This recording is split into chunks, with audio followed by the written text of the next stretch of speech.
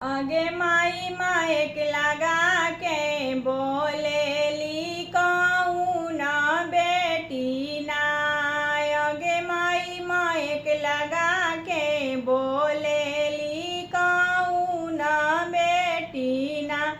आगे माई पापा जी के गलिया गलिया क्लियर आवे ना।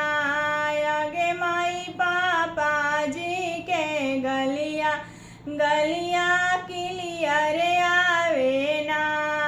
आगे माई कार आवे जीप आवे मारुति आवे ना।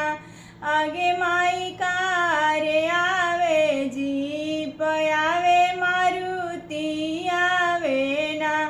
आगे माई 12 बजे रात के दूल्हवा आवे ना। आगे माई 12 बजे रात के दूल्हवा आवे ना।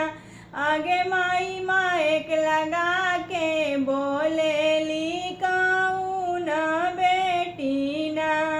आगे माई मायक लगा के बोलेली कहूँ न बेटी ना। आगे माई पापा जी के गलिया गलिया क्लियर आवे ना। आगे माई पापा जी के गलिया गलिया